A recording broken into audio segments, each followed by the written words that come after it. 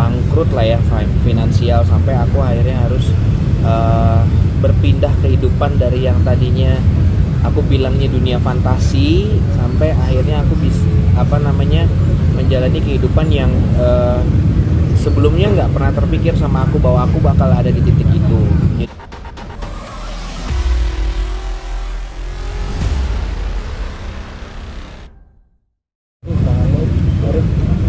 Dah, oke, yuk. Dah? Udah, yuk. Oke. Ya, oke, Mas Reza, so far gimana artinya setelah mengeluarkan keluh kesah, artinya yang tidak tahu orang banyak ya perihal keadaanmu di beberapa tahun belakangan ini? Aduh, bingung sebenarnya, maksudnya sampai hari ini aku ketemu sama teman-teman semua. Sebenarnya podcast sama Kak Ferdi Elemen tuh aku cuma sharing aja, maksudnya awalnya tuh ketemu ngobrol, terus akhirnya banyak pertanyaan, akhirnya Kang Ferdi nanya kenapa sih selama ini tuh nggak keluar, kenapa Ya. Kayaknya aku nggak mungkin harus bohong lagi, maksudnya alasan ini, alasan itu, alasan ini. Jadi akhirnya aku cerita gini loh keadaannya, bahwa selama ini terutama di 2010 aku mengalami memang kejadian yang cukup kurang menyenangkan, terutama di keluarga aku. Jadi aku mengalami bangkrut lah ya finansial, sampai aku akhirnya harus berpindah kehidupan dari yang tadinya aku bilangnya dunia fantasi, sampai akhirnya aku bisa menjalani kehidupan yang sebelumnya nggak pernah terpikir sama aku bahwa aku bakal ada di titik itu. Jadi aku sebenarnya jujur aku berat banget sharing tentang hal ini, karena ini cukup aku tutupin hampir 12 tahun lamanya gitu. Dan aku nggak mau juga membuka ini sebenarnya untuk seperti mencari sensasi atau mengkasihani. Jujur aku nih wawancara gini juga aku masih bingung, karena aku nggak terbiasa untuk membahas tentang profil aku atau keluarga ya gitu. Jadi itu yang aku jalanin 2010 sampai detik ini. Aku masih jadi anak yang berjuang sampai terakhir mama meninggal 3 tahun. Aku masih susah payah untuk ngobatin, dan sekarang masih tinggal di kos untuk berjuang. Tapi malu sebenarnya, aku malu sebenarnya cerita gini, sumpah aku malu, maksudnya karena mungkin teman-teman tahu lah bahwa aku selalu kalau ketemu teman-teman selalu mencoba untuk menjadi everything is gonna be okay gitu, maksudnya pengen selalu berbagi. Tapi aku terharu sih, maksudnya teman-teman sampai datang ke sini, maksudnya terima cerita aku ini dan masih mau interview aku, dan ya itulah keadaan aku sekarang. Mas, apa sih penyebabnya, Mas? Bisa diceritakan sedikit flashback? Ya, jadi 2010 tepatnya, kalau aku boleh cerita, kita ngalamin satu kejadian yang valid dalam bisnis. Tapi ada faktor yang aku juga nggak bisa tutupin. Jadi di rumah tuh pernah kejadian bola api jatuh, terus pajangan di rumahku tuh tiba-tiba runtuh tanpa sebab sampai belingnya tuh kayak pasir-pasir. Terus mama sempat mengalami ya nggak inget siapapun, keluar dari kamar mandi tanpa busana, sampai tidur di bawah di samping rel kereta api sama papa. Jadi itu udah dialamin. Tapi sekali lagi aku maaf nggak mau masuk ke dalam hal yang bisnis atau menyalahkan siapapun. Terus akhirnya kerugian bisnis sampai semalam tuh bisa 12 miliar. Mungkin kalau orang-orang yang mengalami juga pada saat itu berpartneran sama papa atau mamaku, mungkin mereka tahu lah ceritanya. Tapi kembali lagi bahwa itu yang menyebabkan berpindahnya dari kehidupan dunia fantasi, tiba-tiba aku menjalani kehidupan yang dimana aku sewa rumah itu kalau nggak salah 500.000. Terus aku di situ sama mama papa, adikku bersama di rumah temennya diungsikan, kakakku ngejalanin kerjaannya. Terus aku dapat kontrak dari Parahayu 2010 dikasih uang 5 juta sama Parahayu. Terus aku habis itu tinggal di rumah DJ Sumantri. Aku ngikut sama dia. Tiba-tiba aku ditawarin lagu untuk bikin lagu Sarini. Kau yang telah memilih aku dibayar 15 juta. Aku pindahin rumah ke mama papa ke sebelahnya. Tapi di situ aku masih dalam proses dikejar sana sini karena kita nggak bisa bayar tenan. Aku nggak ngerti sih detailnya karena aku tidak berani menanyakan pada saat itu ke mama papa karena kondisi mama juga lagi unstabil, papa juga harus ngurus kesana sini. Jadi waktu berita ini keluar juga tadi aku teleponan sama papa cuma bilang ya nggak apa-apa, akhirnya semua orang berhak tahu cerita kita yang sesungguhnya. Tapi kata papa dalam bisnisnya intinya kita hancur, ya tidak ada lah yang mau seperti ini. Jadi itu yang terjadi sampai aku aset rumah semua nggak ada, mobil nggak ada. Aku tuh jadi kalau boleh cerita sedikit, aku tuh lagi main PlayStation. Ini pokoknya jam 4 sore. Aku diajak ke rumah tante, aku cuma pakai baju, bawa tas pinggang. Aku ke rumah tante sampai detik hari ini pun aku udah nggak balik ke rumah aku lagi gitu. Ibaratnya, bukan ibarat ya, seperti itu. Aku nggak tahu detailnya kenapa. Terus sekarang aku kalau lewat rumah itu udah ditempatin sama orang yang aku nggak tahu notabene itu siapa atau bagaimana. Di situ ada jam aku, mobil aku masih ada, ibarat gitu. Jadi di situ kita 3 tahun benar-benar ngumpet, takut dari mana-mana karena mama juga selalu bilang almarhum, hati-hati mas, nanti ketahuan teman-teman media, nanti tahu kamu lagi susah apa segala macam. Itu yang selalu khawatir. Tapi itu buat aku juga satu pelajaran. Aku ngerti pasti mama maksudnya juga nggak mau menceritakan kesusahan. Banyak juga teman-teman yang bilang bahwa kenapa nggak cerita dari dulu. Nah sebenarnya nggak ada niat aku untuk menceritakan tentang kehidupan aku dan keluarga aku karena ini kan termasuk dengan apa ya, rahasia atau aib keluarga ya yang dan aku juga berkarya di industri. Buat teman-teman tahu aku nggak pernah mau jual tentang cerita seperti ini. Jadi akhirnya pas kemarin di podcast ya kejadian seperti ini, bangkrut bisnis. Aku dalam keadaan yang aku nggak mau nyebut aku susah. Aku sekarang sudah beranjak lebih baik. Alhamdulillah awal tahun ini aku sudah dapat 2 kerjaan nyanyi kemarin, walaupun budgetnya masih ya biasa buat yang penting aku bisa survive.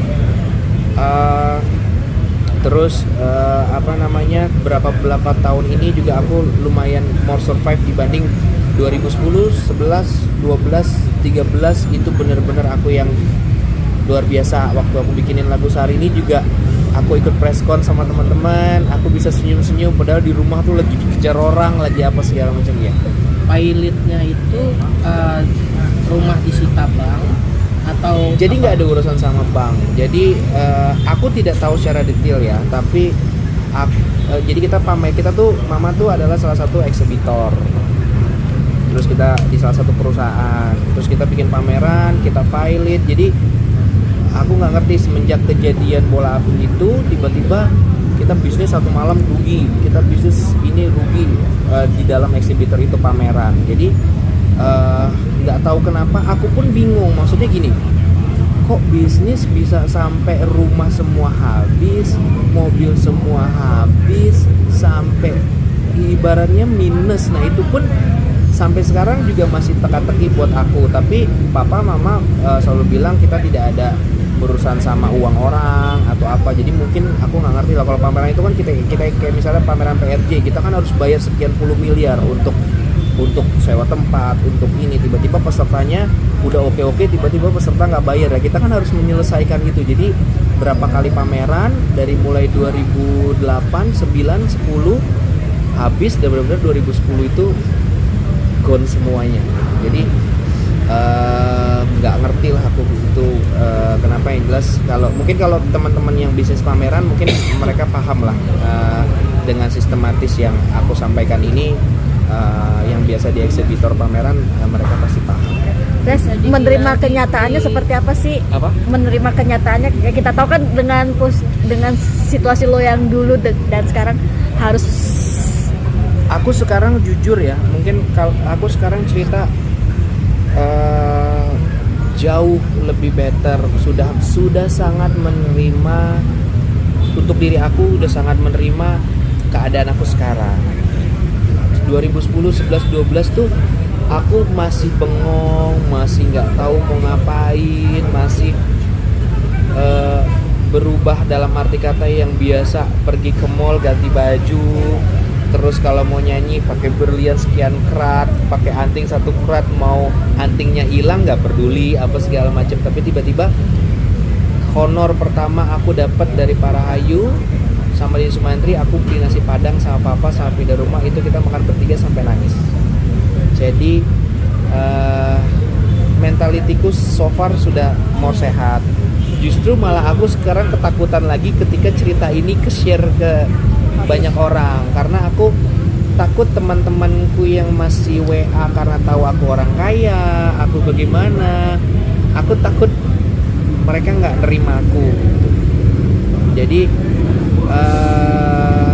hari ini juga aku masih berpolemik dalam arti kata serius aku harus cerita ini. Aku minta maaf sama mama dari kemarin malam, aku minta maaf sama mama, sudah mama maafin, aku harus cerita, bukan harus, kok aku tiba-tiba cerita ini ya ma di podcast itu, dan sekarang semua orang tahu keadaan kita yang kemarin. Mudah-mudahan mama juga di alam sana maafin Resa, dalam arti kata aku nggak mau buka aib, bukan maksudku buka aib keluarga, tapi mungkin ini juga aku akan lebih lega ketika aku diundang ke siapa, aku bernyanyi, ketika aku gak harus maaf ya, maksudnya pura-pura cari-cari baju yang mirip-mirip aslinya supaya bagus, supaya terlihat gitu sampai gitu. Tapi sekarang honestly jujur teman-teman, aku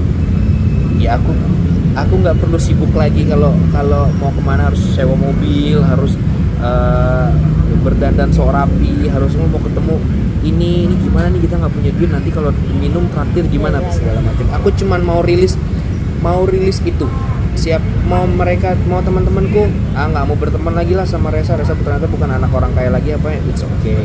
Dan kalau yang terima aku sekarang keadaan kayak gini, alhamdulillah itu. Tapi aku tenangnya di posisi itu, jadi aku nggak harus berpura-pura jadi orang kaya lagi lah ibaratnya gitu, karena aku kayak di media sosial selalu nunjukin bahwa aku tidak mau nunjukin kesusahan. Aku harus tetap nunjukin bahwa everything okay, foto di mobil walaupun di parkiran mobil orang, Lamborghini apa segala foto orang. Serius, yang Lamborghini sama Porsche itu punyanya Bang Jamil, bukan punyaku. Itu aku dalam keadaan itu susah.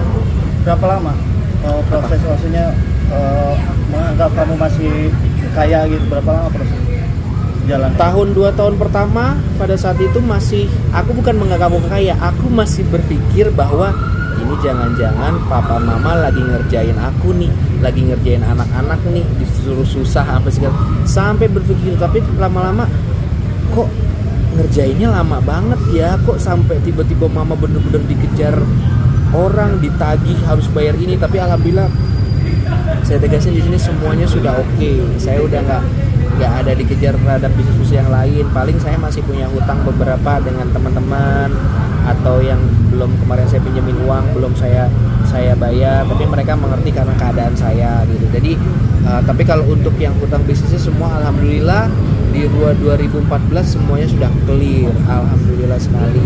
Jadi itu yang aku syukurin.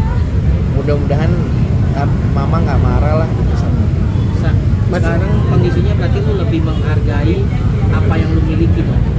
Kalau dulu kan foya-foya, bisa dibilang. Jadi sebenarnya gini, aku tuh dulu nggak foya-foya. Karena aku cuman anak SMA yang disuruh nyanyi, dipakein baju, ini dikasih mobil, difasilitasin, aku nggak ngerti sama sekali.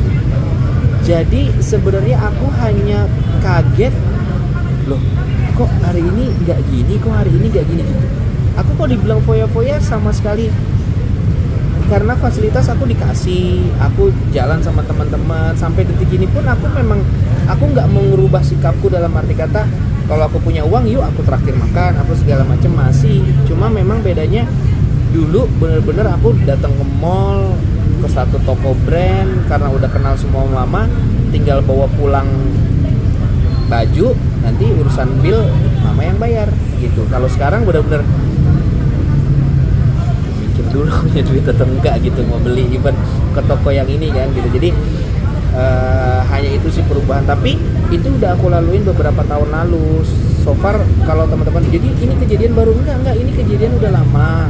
Cuman aku baru cerita, aku sudah menerima dalam keadaan diriku, tapi aku baru share ke teman-teman dan mudah-mudahan sekarang teman-teman menerima keadaan aku. Itu aja sih yang Tapi sekarang masih teman-teman kamu tetap editnya, tapi masih ada yang nggak terima dengan keadaan kamu. sampai detik ini masih ada yang WA, lu tuh bangkrut Res. Aku bilang iya, kenapa nggak pernah cerita. Sampai terakhir aku ketemu sama teman-teman musisi itu.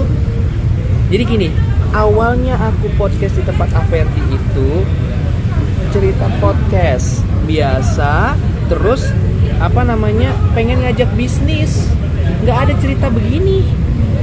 Pas akhirnya kemana sih, aku bilang boleh nggak sih aku cerita begini. Jadi akhirnya kejadian sekarang. Terus ke teman-teman masih berpikir bahwa Res, ayo dong kayak tahun baru lah, Res ayolah kita tahun baru di US apa segala macam, masih begitu. Dan aku bilang gua tahun baru di Bintaro bro sama keluarga apa segala macam, dan aku capek untuk harus seperti itu. Jadi mungkin dengan seperti ini, jadi maafin ya teman-teman, mungkin ada teman-teman media juga yang dari kemarin janjian, Les lu liputan yuk, bikin reality show yuk.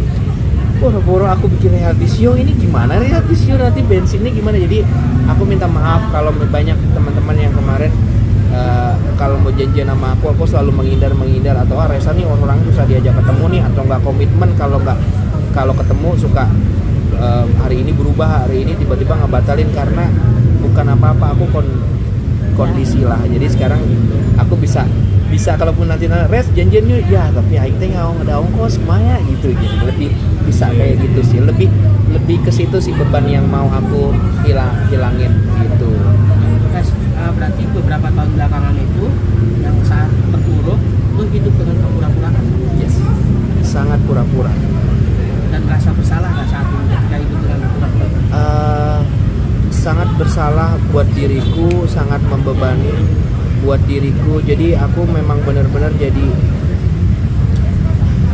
sebenarnya aku nggak mau ngebohongin siapa-siapa, cuma aku tidak ingin menunjukkan kesusahanku. Jadi aku gimana caranya tetap menampilkan kayak aku nyanyi, aku maaf ya dibayar misalnya 1.000 rupiah gitu, itu aku bisa beli baju, beli ini, beli itu, bisa habis 800 perak gitu, supaya tidak terlihat bahwa keadaan aku gimana, aku tetap pakai dancer dan segala macam. Jadi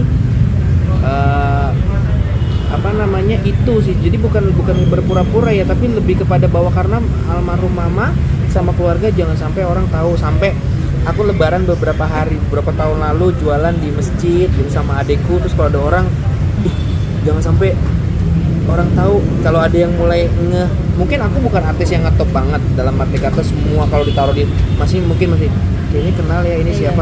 Jadi kalau lagi jualan kadang-kadang kita kabur, jangan sampai ketahuan tuh saya Labong, jangan sampai ketahuan media. Itu paling ditakutin sama almarhum mama sangat. Padahal kita jualan pisang hijau di masjid Bintaro. Sekarang adikku juga lagi jualan, aku juga lagi mau jualan baju. Jadi mungkin sekarang kalau teman-teman nanti ketemu di mana aku lagi jualan, ya udah tahu ceritanya bahwa Resa susah gitu. Bukan lagi sesuatu hal yang loh kok jualan. Itu sebenarnya yang sebenarnya ketakutan dibuat oleh aku dan keluarga.